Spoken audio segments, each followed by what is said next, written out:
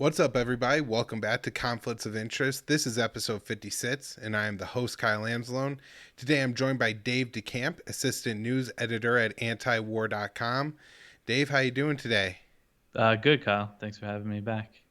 Yeah, excited to have you back on the show. I know people are really like it when you come on because we just break down so much news, and most of that you publish every day where we both work over at antiwar.com. So people, make sure you're going there and checking out the page every day, reading the news and seeing what Dave has written up there, along with Jason Ditz. So today we have a lot to talk about. Biden calling the Trump protesters terrorists and a whole bunch of like China and Russia policy. First, I just want to remind people to check out the show on YouTube. Conflicts of Interest is the channel there. And then everything I publish goes up at the Libertarian Institute. Also, want to remind people to check out the sponsor of the show, Paloma Verde. PalomaVerdeStore.com is where you can get your CBD products. They're lab tested, so they're quality products. Everything they say is what it is. You know, you get 100 milligrams of this or 30 milligrams of that. No more gummy worms and cheap stuff from the head shop. It helps you with, small pain, mental health stuff. So check it out, PalomaVerdeStore.com. They'll give you all the information you need there. Just use the promo code PEACE at checkout to let them know that we sent you and to get a discount. All right, Dave. How's it going, man? You ready to get into the news here? It's been a wild week. I'm sure you haven't had like real shortage of stories to pick from writing stuff up here. Yeah, it has been a pretty crazy week, especially with all the Capitol building stuff. Sometimes it actually makes it a little harder for what we do because the foreign policy stuff gets more buried. I mean, but this is related to, what we cover at antiwar.com. So yeah. Well, Um, definitely. It wasn't maybe immediately clear at first, but then the rhetoric coming out in response to it certainly yeah. has raised my attention pretty seriously. The domestic terrorist rhetoric, calling it a coup and everything like that. Mhm. So this is one of the things, as you write up news stories and stuff like that.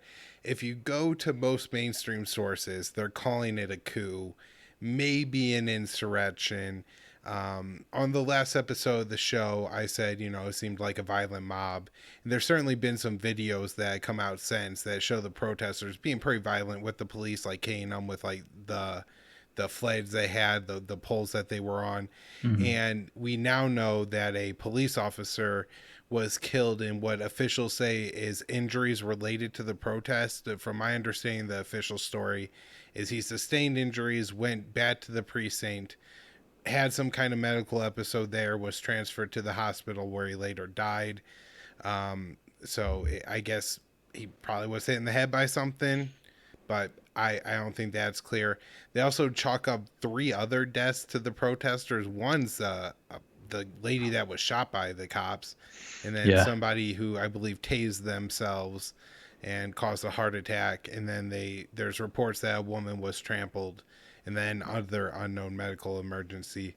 Yeah, I was Um, just reading because I saw now they're saying 5 people died, and it's the lady that was shot in the throat by the cops, and it's the one cop, and they said it was a fire extinguisher that hit him in the head, and then one of them was a stroke. A guy had a stroke there, another medical thing, and then apparently like somebody was trampled. I think it was a heart attack, and then somebody right.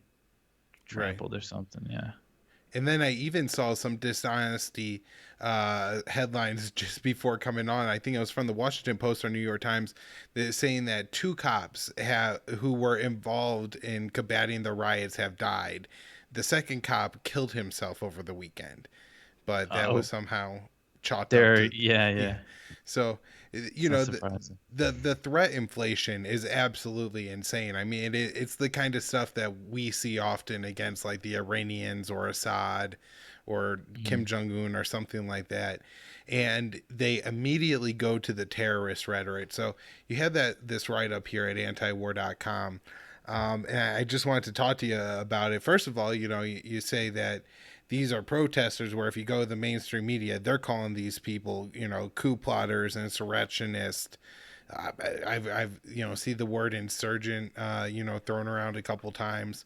So, just talk about like Is terrorist the right word for the people who stormed the Capitol building?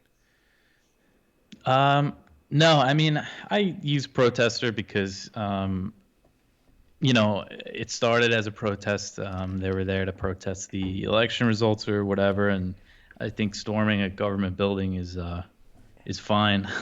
They're supposed to work for us. Now, they weren't doing it for a good reason, in my opinion, but they were angry about something. It's pretty incredible to me, though, the whole thing. I don't really know how I feel about it.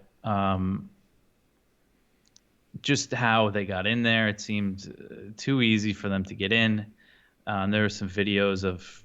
It's tough to know from these videos that you see online if what angle it was, if it was even in front of the Capitol building. But it seems like they were sparring with the cops a little, and the cops kind of gave up and let them go. I didn't see tear gas or rubber or like pepper balls and stuff like that.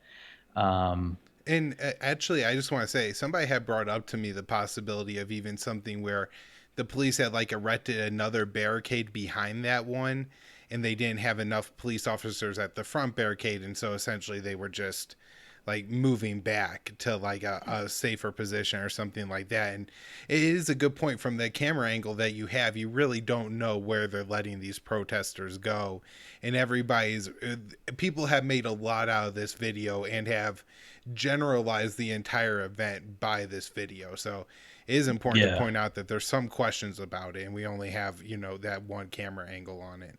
yeah, and I mean it looked pretty violent. I mean, like I saw some more violent looking videos than the ones I initially saw, like the first day and the second day. Somebody, I think it was Washington Post, they published like a 2-minute video right before that woman was shot. I'm blanking on her name, but the one that was shot and killed Ashley by the Babbitt. cops. Yeah, and they were really smashing the windows, right? Getting pretty physical with the cops. But uh, yeah, I mean, she wasn't doing any. If you watch that video, they're breaking the windows and there's the doors there, and it looks. I think it was now they're saying it was Secret Service that shot her. Um, but yeah, I mean, she was just like climbing up something. There was no reason for her to be shot. But yeah, it's just interesting. I mean, the whole thing. It's really tough to know exactly what it was like there when everything went down, but like what we have to worry about, what we have to focus on is the reaction and everybody calling it a coup, domestic terrorism. And to me, it seems like I don't want to get too conspiratorial, but it just seems like it's too perfect of an ending for the Trump administration, for the Democrats. It's this thing they've been warning about, these right wing mobs and white supremacists and Proud Boys for 4 years, and not much has really happened besides that little incident in Charlottesville. And then this is how now we're going into the Biden years with like they're vindicated. Yeah, you see, this is the biggest threat. It's a perfect opportunity for them to pass new laws, and the Democrats are going to control everything now. So it's a little scary. It's not good momentum to have going into the Biden administration. Yeah. So this article I wrote, I mean, Biden calls them domestic terrorists, and he's talked about passing legislation to combat domestic terrorism before, and this will probably speed up that process, make it more of a priority for him. There have been bills introduced over the past couple of years. I was just looking into it. I saw in 2019 and 2020 there was like combating domestic terrorism bills. So they're geared up for this.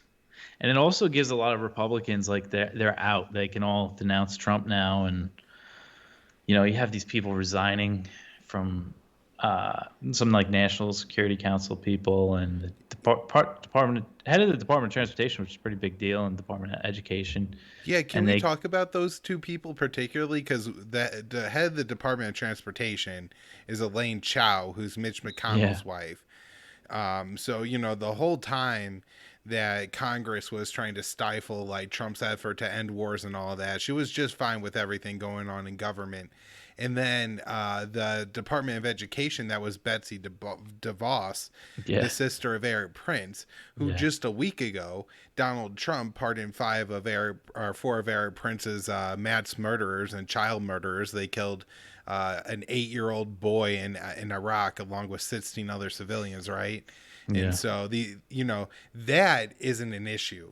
Letting the child Yeah. murderers back onto the streets isn't an issue, but them banging on the doors. And I mean, I guess I don't want to minimize too much what the protesters or the violent mob did in DC, but they didn't shoot 17 unarmed civilians. I mean, Yep. that's for sure. So Yeah. just weird moral standards that this has created. Also, one of the things that has just made me absolutely sick about this, Dave, is all the rhetoric about the sacred halls of democracy were attacked, Yeah. and this is like the great institution, and the building that we must love and uphold. And it's like, this is the building where they lied us into the Iraq War. Yeah. This is the building where just a couple weeks ago they passed, three quarters of $1 trillion in defense spending to continue the endless wars. It's just, this was a particularly stupid reason to kick down the doors of Congress, and I think a stupid way to go about it too. Everything that happened, they really didn't ever seem to have a plan. That's one of the Yeah. things lacking for the coup plot theory is, the whole word plot has to be a part of it too. And, they were just protesters and, obviously got violent out of hand. But, yeah, so anything on that, or let we get back into your article here? Yeah, no, I mean, that's how I feel. Well, especially when you get into the censorship stuff, you know, they took Trump off Twitter for like inciting violence or whatever. Right. And, the comparison I made it to, I tweeted that the New York Times incited violence that killed 1 million Iraqis. And, stuff like that. It's like, I wasn't watching Trump closely enough leading up to all this. I've kind of been ignoring the election stuff. I'm inclined to believe that the votes were changed and stuff, and it happens in every election at some level. Question is if there was enough voter fraud for it to actually swing 5 states in Biden's favor. I don't know. I really have no idea. And another part of the reason I kind of tuned it out was when Trump, you bring Rudy Giuliani out, I'm just not going to really believe anything he says.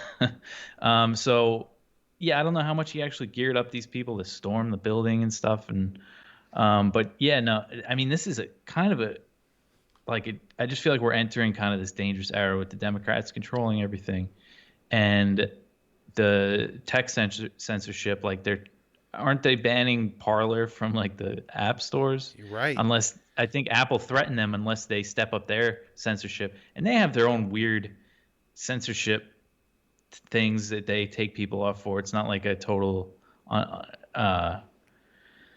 it's not like the Wild West over there in Parler, but I mean, I do want to say people should really follow Dave on Twitter. He's one of the good Twitter follows. Like, I'm not great at Twitter.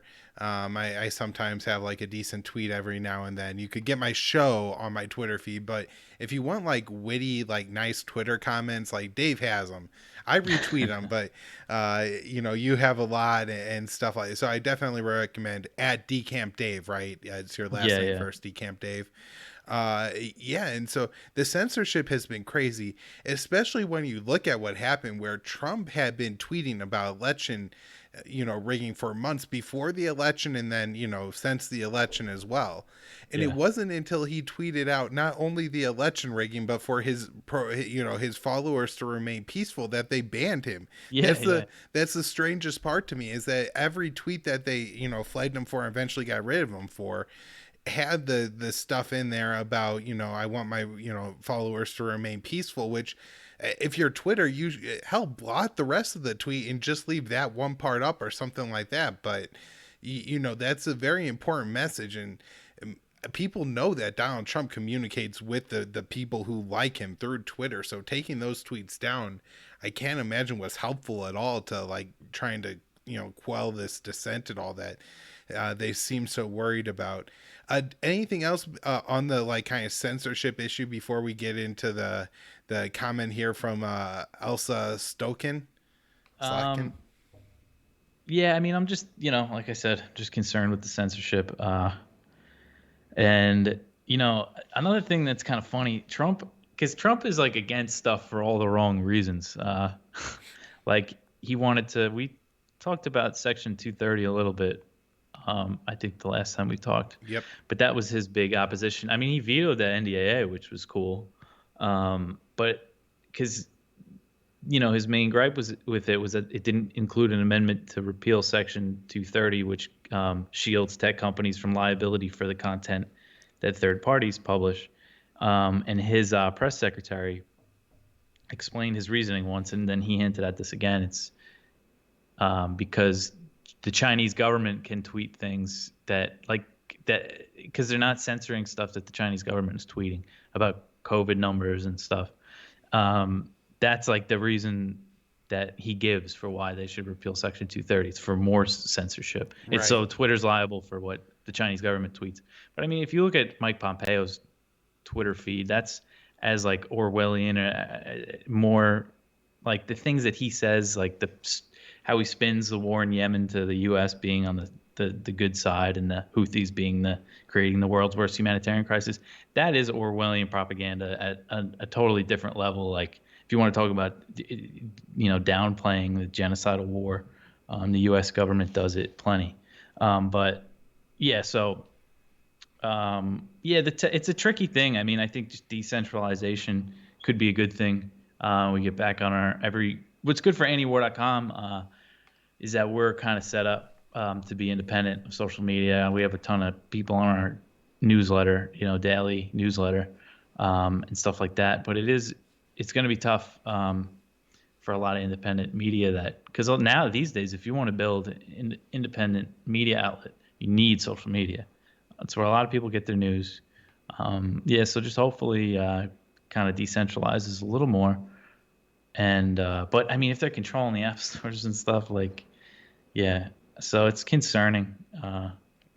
Yeah, and how quickly it comes and how coordinated it seems. Once you get removed from one platform, it's all of them, and and the narrative gets set right away. You have different news outlets writing up what AOC says, which is that they're deleting thousands of neo-Nazi accounts. And so people who are, losing followers, you see all these people saying, I lost 1,000 followers today. She's like, why are you complaining about losing neo-Nazi accounts? And so, anybody who gets banned would only get banned because they're neo-Nazi. Twitter would never ban anybody for any other reason. Yeah. And of course, that's why, we're so concerned about this, is because, anti-war is something that's going to get hit with the censorship early. They're not going to be like, oh, we have to have censorship to censor the peace and the anti-war movements, but it will be censored once they have the power to censor. Yeah, absolutely. And especially I mean, I don't want to say leftists some leftist a lot of leftists have been targeted too, like the anti-imperialist left. They get targeted a lot of those websites. Right. Well, like the U.S. government funded Bellingcat targets the gray zone all the time. Yeah. They really have a thing out for them. But I'm gonna play this clip here. It's about a minute and I think 15 seconds long. Representative Elizabeth Slotkin, I think, a former CIA analyst and Pentagon official, and she made these comments, I believe, in a MSNBC interview, and then she tweeted it out. So I got this video from her account. We are in Dave a Link new student era, in right? article. We had a generational event with the infiltration of the Capitol, and the era of the primary threats to the United States being external, right? Threats coming from abroad, from foreign terrorist organizations, from China, from Russia. They're still serious. But the single greatest national security threat right now is our internal division. It's the threat of domestic terrorism. It's that polarization that threatens our democracy. And we've had a visual representation of that 2 days ago. So to me, yes, I'm worried about external threats. But when the Biden administration comes in, I urge them and everyone else to understand that the greatest threat to us now is internal. And if we do not do that work of trying to reconnect those two Americas, the threats are not going to have to come from outside. We're going to do it to ourselves. We're going to hurt ourselves. And I think that era of external threats is now surpassed by domestic threat. All right, Dave. So one of the things, we really talk about antiwar.com is how the CIA has murdered people all over the world in the war on terrorism, everywhere from Afghanistan to probably Mali, Libya or so. Um, Mm. what does it say to you when a former CIA agent is saying that the war on terror is now a domestic war on terror? Yeah, it's not a good sign. Yeah, that was Alyssa Slotkin. She was a Pentagon official actually under in the Obama administration, and she's a former CIA analyst. So yeah, it's not a good sign. The war on terror. It seems like they want to really bring it here, and a lot of people have suffered. Americans have suffered from the war on terror. A lot of Muslims been entrapped by the FBI. But this can really make it, if they start passing legislation, it can really, it can just, this could be really bad. And both sides have their kind of, this could target, it doesn't matter your political beliefs. If you're far left, anarchist, ANCOM or whatever, they can call you Antifa if they ever pass this legislation making these groups like domestic terror groups. Trump wanted to do that, and Bill Barr wanted to do that. And then you have it with the Democrats; they'll be like the Proud Boys or whatever, and right wing kind of anti-government types. You think about like the Bundys and people like that. They'll be the first ones that really get targeted, like militia people, and then that could end up putting us on a watch list because we're anti-war, but we like gold and guns and stuff. So they probably look at us as right-wing kooks, and then same thing with the left. I mean, it'll just kind of go further down the line. You'll get the Antifa people, or maybe not Antifa, but left-wing anarchist types, and then that can seep into the more social democrats, and like you could just everybody's going to be on some kind of watch list, and Right. I saw today that it looked like they put a whole bunch of the DC protesters on no-fly list. I yeah, don't yeah, know if they like selectively picked people who were violent or if they just picked people who entered the Capitol, because I mean, there are videos of people who entered the Capitol who were legit protesters. I mean, they weren't even walking outside the red velvet ropes. yeah, yeah, Not that yeah, there weren't some people beating on police, yeah, and so you call the whole thing a violent mob, but there is video of this group of protesters walking right down the red velvet ropes. I mean, that doesn't yeah. happen I in know. coups. No, yeah, yeah. It seems like there definitely was a violent, uh, aspect of it that got in there and smashed some windows and stuff. But it seemed like everybody else just kind of walked in behind them pretty easily. Like it seemed like they're like, once the cops threw their hands up, they weren't really stopping people from going in. But Right. it's sad that woman got shot in the throat. Right. Um, Well, it looked like in a lot of places the cops were so either underprepared, or I mean, I'm sure there has to be a story of how there were so few cops in some of these places where you see like hundreds of protesters mhm. at like an entrance and like two cops standing there. But it is interesting how cops act whenever they're so outnumbered and they obviously can't use any kind of force, where they're stuck in a position where they have to be personal with the protesters, and how they act differently in those situations. And I guess it is a little bit different than like a Black Lives Matter protest, just because like in the Black Lives Matter protest, the people are protesting the police. Were here, I'm sure that there's a huge percentage of the people who went to that protest probably have like the Blue Lives Matter Predator Yeah. sticker, on the back of their truck. So Well, yeah, these are people who probably like cops generally. Maybe I not saw. as much anymore. Yeah, some of the videos I just had like the news on in the background that day, and I saw a lot of videos of cops when they're like clearing outside of the Capitol building of people with like the thin blue line flags being like cleared away. It was pretty kind of funny. Yeah, some good irony in there. Well, did you Pay see attention for the right. yeah, did you see the video right before that woman got shot? There was like three cops standing in front of this door, and these guys were talking to him. These protesters, they're like, "We had your back when the whole country hated you." He's like, they like convinced the cops to, kind of walk away. Right. from blocking the door. But I mean, they probably did, they were threatened. You had this whole kind of mob, but then there's other cops right there. So I don't know. The whole Yeah. thing is just like, if people want to watch that video, it's kind of interesting because you see, it seems like the cops are just kind of in with the crowd. Like it didn't seem like they were really fighting them much. And then that guy shoots her in the throat. So yeah.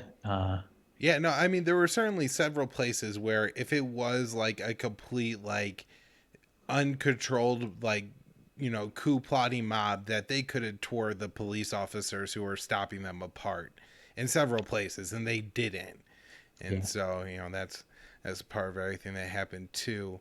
Um, yeah. So anything else on this? We got to talk about the foreign policies and the wars, but this is an important event, and well, I guess I don't know if you have anything on this, but there were a lot of people that are demanding that they had called out either the National Guard or the FBI or the Pentagon had sent in reinforcements earlier, and how terrible that was. But it was just a couple months ago that Tom Cotton was the worst person on the planet, and I actually think he probably is, but Yeah. for recommending using the Insurrection Act in DC, which is about deploying the military to DC. And so why it was like that, obvious, like I guess it's a different circumstance if like they take hostages and are they have guys with AR-15s at every checkpoint, making sure that nobody like they're occupying the building with armed force. I hear that they only got 5 guns that day, by the way. So Oh, really? yeah. Yes. So Well, that is yeah. another thing that I saw going around. People calling them armed, saying that they're armed protesters, but I didn't see any weapons in any videos I watched. I saw a couple. I definitely Did you? saw a Yeah. couple of. I definitely saw some people carrying outside the Capitol building. There were. It Yeah, looked yeah. like a few people that were carrying inside the Capitol, although they were in so much like heavy, like kind of winter gear and Yeah. like costumes and stuff too, that it's not always as it could have been something else. I suppose I shouldn't like just say, but I think the police have put out that they got at least 5 guns. Yeah. So.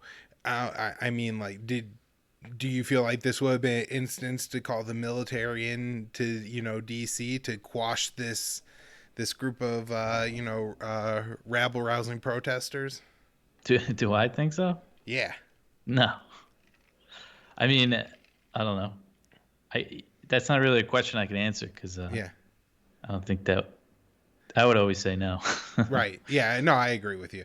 I was Yeah. just throwing it out there. All right. So let's move on. I got this article here that you wrote up about new U.S. Navy strategy calls to confront Russia and China in the Arctic.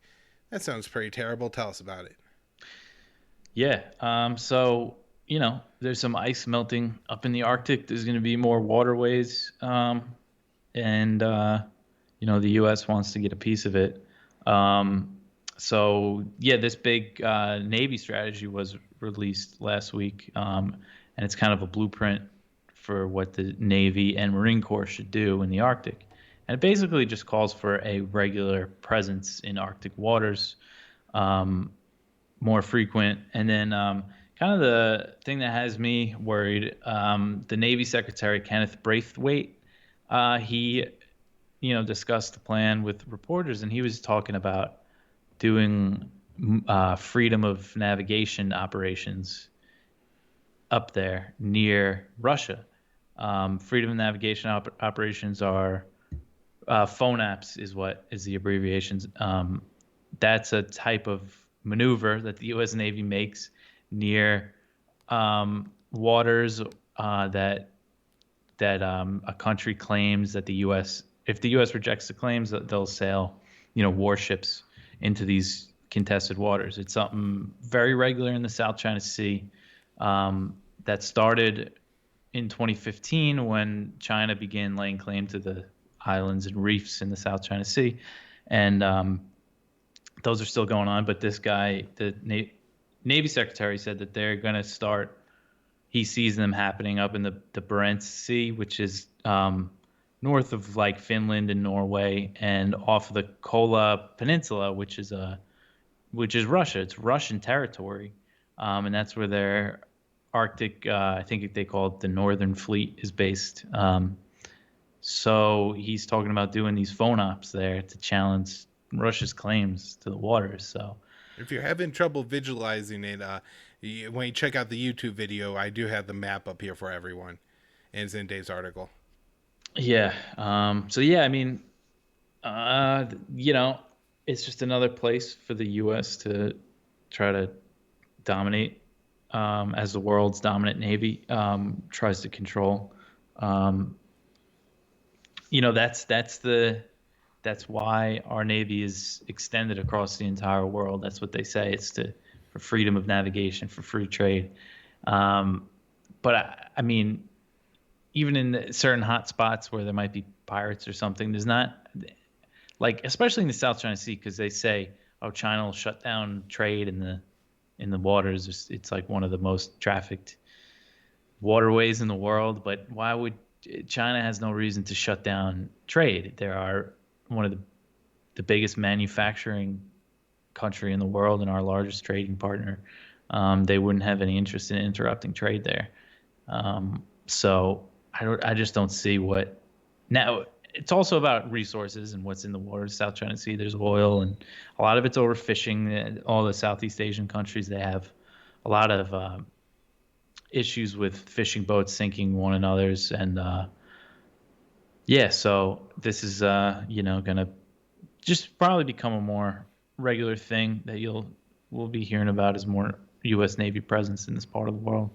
Isn't it kind of funny how they could do that, though, where they just kind of say, China could then shut off the South China Sea, and Yeah. there's really no, like, why, what effect would that have on China? But it's like kind of this thing, well, they're ruled by communists, so the, evil Chinese will just sacrifice all of their wealth at any given time. And, do they even have a navy capable of shutting down the South China Sea in any significant? It's a huge body of water. I Yeah. mean, they do have a navy, but, one, maybe two aircraft carriers. Just all the things that would go into it. The fact that several countries would be upset, not just everything. But, it's just said that, oh, well, they could, Iran could close the, Strait of Hormuz, or the Yeah. Houthis could close the Al Bab Maned Strait or something like that. And that it's just said. And that's like the reason that we have to like control every body of water everywhere, because some country near that body of water that we don't agree with on anything may be there, and could, we theoretically think, shut it down. And hey, look, it's close geographically, so there you go. Yeah. Yeah. So I noticed another thing popping up in the news a lot. I saw this on Reuters a few days ago, and that is the U.S. had planned to, and then I guess sent Ambassador Kelly Craft to Taiwan. This has been something that seems to be going on throughout the Trump administration, and especially the past like year or two, with more and more high-level official visits to Taiwan, which the U.S. hasn't done because of the one China policy, and this is upsetting China and further destabilizing relations with them. So, what is the significance of this visit? Well, so yeah, well, Trump, he's taken a few steps to increase ties between the U.S. and Taiwan, and he kind of set the tone for his administration. After he was elected, he accepted, in December 2016, during the transition period, he accepted a phone call from the Taiwanese president. And that was the first time since 1979 when the U.S. severed diplomatic ties with Taiwan, when we opened it up with Beijing officially, formally, and adopted their, well, we had a one China policy, but we switched it to China, to the Beijing. So that was the first time a U.S. president or president-elect, at least publicly, spoke with a leader of Taiwan. So it was a pretty big deal. And then in 2018, he signed the Taiwan Travel Act, which kind of paved the way for these high-level visits, which started in August 2020. Alex Azar, the U.S. Health Secretary, visited Taiwan. And that's the highest level U.S. official to make the visit, to make the trip since 1979. So it's significant. And then the next month in September, Keith Crack, he's like an undersecretary, I think for economic affairs, a little lower level, but still kind of big. And now the UN ambassador. And another thing, Pompeo announced this on Saturday. I got to look into this more. I got to catch up. But he said he's lifting all the self-imposed restrictions, as he calls it, on the State Department. These are restrictions that not to have direct contact with representatives of Taiwan's government. The way it is, it's kind of strange. We have it's like a U.S. government-funded think tank in Taipei. That's our de facto embassy, but it's not an official embassy. Taiwan has a similar institution in D.C. So I'm not sure how. I have to, like I said, I have to look into this anymore. I have to look into this more. If this is really going to change much, or if Pompeo's just trying to change things. But yeah, I mean, this is all pretty significant stuff. And the Trump administration has continued selling arms to Taiwan, which we've been doing since 1979. But he pushed a lot of weapons sales through in this past year. And this is part of their kind of anti-Beijing hardline China policies that they're implementing. They're trying to really do as much as they can before Biden comes in. And they've banned a pretty big deal. The New York Stock Exchange is delisting 3 Chinese mobile companies, which is a pretty big deal to comply with an executive order that Trump signed. In November, he signed an executive order that banned Americans from investing in Chinese firms that have alleged ties to China's military. And 3 of their biggest telecom companies are being delisted from the New York Stock Exchange. And now these companies, they're also listed in Hong Kong. They make all their money in China. But they've been on the New York Stock Exchange for a few decades, since the 90s. And so it's a big deal. It cuts off a major source of capital for these companies. And, these are pretty big steps that Trump has made. And it is kind of a problem, I think, with that the president can just ban investment in these foreign companies if he says that they're tied to the military. There's just this list that the Pentagon's been updating now that says, oh, these companies have ties to the People's Liberation Army. And of course, if you want to talk about any like U.S. tech company, they all have ties to the military. Any of the big ones, pretty much. They've had a contract or two with them. So yeah, and it kind of is setting this tone that because China's military might fight us one day. I guess, is that the implication, that we might have a war with China one day? So the Taiwan thing, these little kind of symbolic moves might not seem like much, but it's a big deal. It's a really sensitive area. I'm not sure what the best, kind of long term, how this policy is really going to shape out.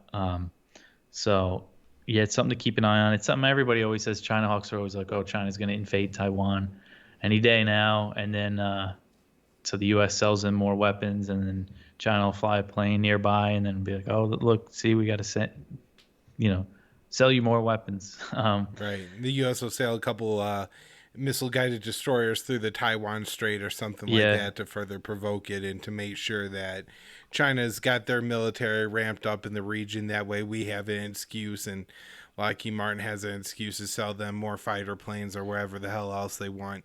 It's an absolutely insane policy. There's a really good article by Charles Freeman and the Quincy Institute responsible with statecraft recently, where he just goes through and kind of says what you're saying. There's really not like a long-term plan here. The U.S. couldn't possibly defend Taiwan if China invaded, and the only answer would be to escalate to nuclear war. And this is the path that China or Trump has gone down.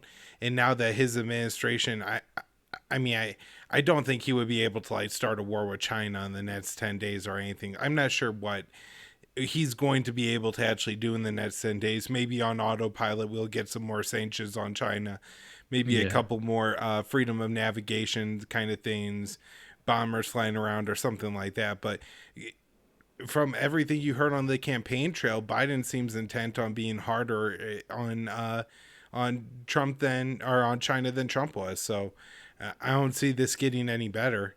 Do you have you seen anything in the coming Biden administration to make you think they may ramp this down a little bit or have a little bit more of a reasonable take on this issue? One, well, uh, it seems like he's going to keep. I mean, he said he's not going to lift the tariffs on Chinese goods, and he wants to form trade coalitions and stuff. So in that area in trade and stuff, I don't think. I mean, he might not take these extreme measures like banning these executive orders and banning investment in companies, but he's not. I don't think he's going to reverse anything Trump has done. When it comes to the military stuff, it's tough to say because all this started under the Obama administration, the pivot to Asia, and it was really ramped up by the Trump administration. If you look at the numbers of the 2020, we had the most transits through the Taiwan Strait and the most freedom of navigation operations in the South China Sea in that year alone, and then all the aircraft carrier exercises in the South China Sea. There's not really any indication Biden's going to stop it. It might not be as intense, but one goodish sign is, I mean, I don't know. It's tough for me to get excited about. Well, not excited, but be happy about Lloyd Austin, the guy that he picked for Secretary of Defense, because he works for Raytheon. But there are a few good signs about him. Apparently, he doesn't share the view that China is the greatest threat to the United States, like the other front runner for the position, Michelle Flournoy. And she's a crazy China hawk. I'm sure you've talked about her a lot. Once or twice. Yeah. Yeah. And so that could be a kind of a good sign. But the issue is now that the Republicans are going to hammer Biden on anything he does, any concession he ever gives to China, or any effort he does to make kind of ease tensions. They're going to be the whole, like Marco Rubio and Tom Cotton. They're just going to be hammering him about anything China related, even if he is really like Trump, even if he's ends up just being even worse than Trump. It's like Trump and Russia. Trump was so bad on Russia, but if he said a nice thing about Putin, then it was the sign that he was a puppet of Putin. So that's what's bad. I wrote a story about it during the confirmation hearing. Republicans, for Austin and his other nominees, the Republicans are just going to grill them about China pretty much. And some House representatives were upset that he didn't pick Flournoy because she's a China hawk. And, so that is going to be a big factor. And another thing, Biden and his pick for Secretary of State, Tony Blinken, they're all about building alliances and partnerships. And now the Trump administration kind of set the framework for that, for building kind of a military alliance in Asia, kind of like NATO. And that's something I think Biden and Blinken could really do is kind of, just increase more military exercises with like India and Japan and Australia. And yeah, there could be a new bases and stuff. So it's definitely something to keep an eye on and something that not enough people are paying attention to. Because the narrative is seeded that Biden is going to be, and one of those things is a real thing, the Hunter Biden China stuff. But he made money in China using his name. I don't think that means in any way that Biden would be like beholden to Beijing. The Democrats, they don't care about that scandal. Like nobody really cares. Republicans do, but it's just not enough for it to. It got impact them. pretty effectively memory hold once, so I'm not, Yeah. optimistic that. Here's one of the things that I've been really thinking about more along the lines of Iran policy, but I guess it'll apply probably even more to China, and that is at the beginning of Trump's administration, there was some talk about him either not putting on new sanctions or removing some sanctions from Russia. And Yeah. Congress went out of their way to pass legislation to prevent him from doing that. And I think similar things will happen here. Yeah. Just because the votes are so close. There's so many former CIA and intelligence and military that are now, Democratic representatives in the House. You Oh yeah, and a have lot of so many Democratic senators are real hots. Like, Joe Manchin isn't going to be voting against the wars. So, yeah, and a lot of Democrats are really bad on China. It's not just Republicans, but it's right. kind of more so. They're more like ridiculous about it. Like Tom Cotton said when Biden started picking his nominees, Tom Cotton said he's surrounding himself with panda huggers. He called them people that'll make him be soft on China, like just ridiculous things like that. So yeah, and then Russia. I mean, that's kind of there's a lot going on there with this SolarWinds hack. Um, the software company SolarWinds was hacked. A few government agencies use their software. Bunch of corporations do. It was a big hack apparently, and they're blaming it on Russia. They don't have the evidence, and they haven't presented evidence to say it was Russia. The intelligence agencies put out a statement and said it was likely Russia, which leaves room for doubt. I mean, what's even the point? But anyway, Biden's ready to punish Russia for it. And the punishment can be more than sanctions. They've said it could be cyber attacks on Russia, which we've been doing, and other things. And February 5th, the New START expires, which is the last arms control agreement between the U.S. and Russia. So there needs to be a little cooperation there.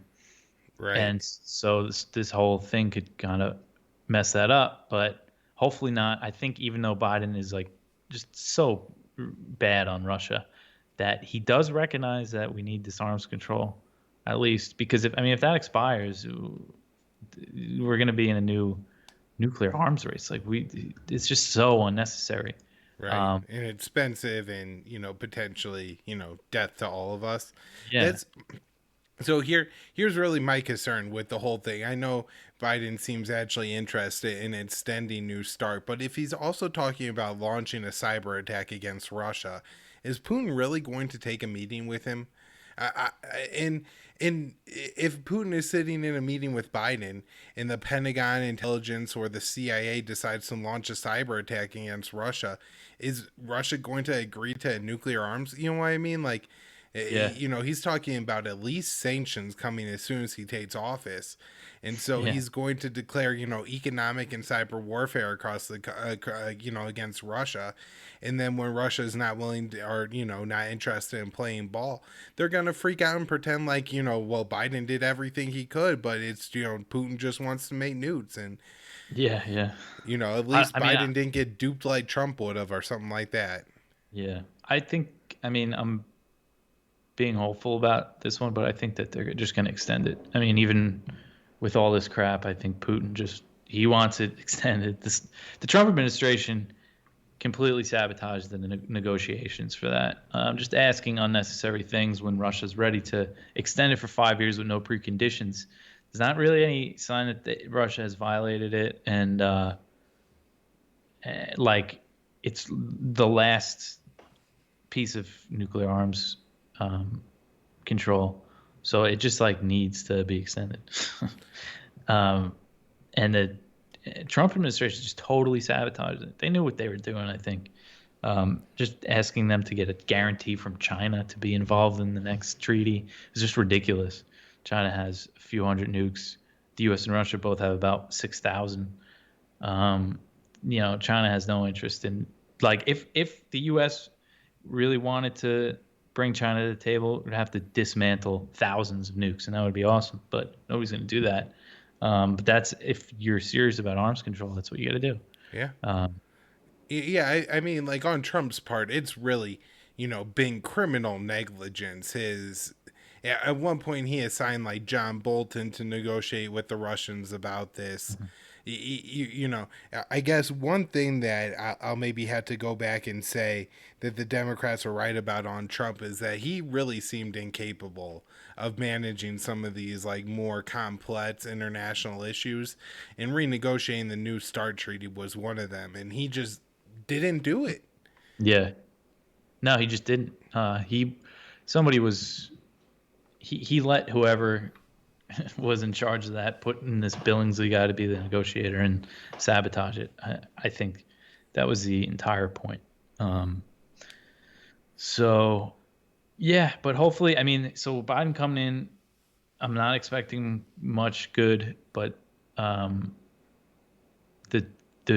two good things that could happen is he can renew New START and maybe return to the Iran nuclear deal. And I guess three things, and maybe end the war in Yemen if there's enough pressure and people talking about it and making a big deal about it. Right. Congress passes another resolution. Yes. I had one more thing just to make sure everybody's thoroughly depressed before we finish up here. I have this story from you. Biden appoints Mideast advisor who resigned over Trump's Syria withdrawal, and that is, of course, Brett McGurk, who served as the envoy to the anti-ISIS coalition in 2008 when he resigned over President Trump's unfulfilled plan to withdraw from Syria. So, if you resign to end a war, you have a position in Biden's administration. And it looks like McGurk got himself a little bit of a promotion here. That was a very politically skilled resignation, it seems. Yeah. This isn't a good sign. So McGurk, one thing I wanted to say about him was so after he resigned, he wrote this article for the Washington Post about, okay, so now that there's only a few hundred U.S. troops in Syria, this is what their goals should be. They should support the Kurds, that Syrian Democratic Forces, which apparently Turkey doesn't like him because he apparently masterminded that whole arming the Kurds to fight ISIS and take Raqqa, gave them all the, give the Kurds the air support and destroy this Arab town, kill thousands of civilians, and give it to the Kurds. So Turkey doesn't like him because of that, and they called for him to resign when he was the head of the ISIS. When he was his position, he was like the U.S. envoy to the ISIS coalition, anti-ISIS coalition. But